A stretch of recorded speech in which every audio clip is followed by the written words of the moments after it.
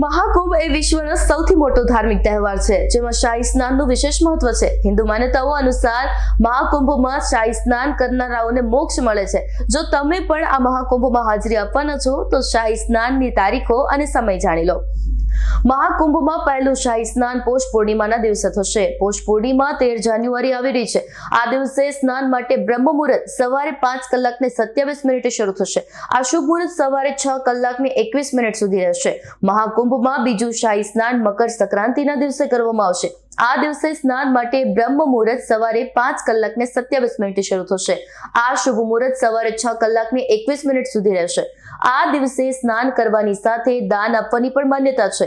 હિન્દુ ધાર્મિક માન્યતાઓ અનુસાર આ દિવસે સ્નાન કર્યા પછી દાન કરવાથી પુણ્ય ફળ મળે છે.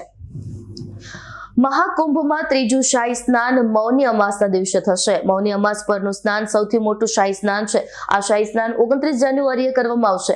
મૌની અમાસના દિવસે પ્રયાગરાજ અને અન્ય તીર્થ સ્થળોએ સ્નાન કરીને વ્યક્તિ મોક્ષ પ્રાપ્ત કરે છે. આ દિવસે સ્નાન માટે બ્રહ્મ મુહૂર્ત સવારે 5:25 શરૂ થશે.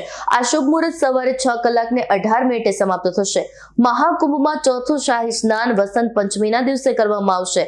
આ સ્નાન 3 ફેબ્રુઆરીના રોજ થશે. આ સ્નાનનું બ્રહ્મ મુહૂર્ત સવારે 5:23 શરૂ થઈને 6:16 સમાપ્ત થશે. મહાકુંભનું પાંચમું શાહી સ્નાન માઘી પૂર્ણિમાના રોજ યોજાશે. 12 ફેબ્રુઆરીના રોજ યોજાશે. સામાન્ય દિવસોમાં પણ માઘી પૂર્ણિમાએ સ્નાન કરવું મહત્વપૂર્ણ છે. આ દિવસે સ્નાન માટે બ્રહ્મ મુહૂર્ત સવારે 5:19 શરૂ થશે.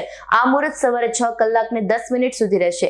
આસ્થાના મહાકુંભમાં 45 કરોડથી વધુ શ્રદ્ધાળુઓ આવશે તેવી શક્યતાને પગલે સુરક્ષા માટે એનએસજીના 100 કમાન્ડોએ મોરચો સંભાળ્યો છે. એનએસજીની ટીમ અત્યાધુનિક હથિયાર સાથે મહાકુંભની સુરક્ષા ચુસ્ત કરશે. અમારી તમામ માહિતીથી અપડેટ રહેવા માટે જોડાયેલા રહો S9 ન્યૂઝ સાથે.